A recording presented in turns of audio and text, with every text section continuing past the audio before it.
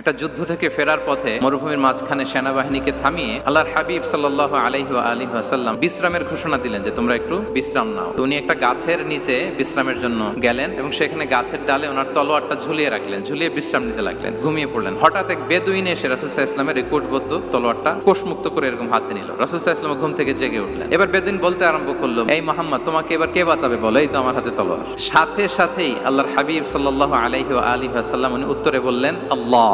কোনো চিন্তা ভাবনা নাই যে ওরে আঘাত করা যায় কিনা পাল্টা, বা কোনোভাবে ওর কনফিডেন্স ডাউন করা যায় কিনা, কোনো দিকে না তাকিয়ে কি বললেন? আল্লাহ। সব সময় তিনি আল্লাহ কেন্দ্রিক ছিলেন। গায়ে সাউরে যখন আল্লাহ রাসূল সাল্লাল্লাহু আলাইহি ওয়াসাল্লাম এবং আবু বকর রাদিয়াল্লাহু তাআলা আনহু ওনারা আশ্রয় নিয়েছিলেন রাত্রিবেলায়। কুরাইশরা যখন খুঁজতেছিল, আবু বকর রাদিয়াল্লাহু তাআলা আনহু বলেন যে কুরাইশদের পা দেখা যাচ্ছে, ওরা যে হেঁটে যাচ্ছে, একটু উকি মারলে আমাদেরকে দেখা যায়। রাসূল সাল্লাল্লাহু আলাইহি ওয়াসাল্লাম আবু বকর রাদিয়াল্লাহু তাআলা আনহুকে বলেন যে আবু বকর, চিন্তা করো না, লা তাহসান ইন্নাল্লাহা মা'ানা। আবু বকর, চিন্তা করো না, আল্লাহ আমাদের সাথে আছেন। সুবহানাল্লাহ।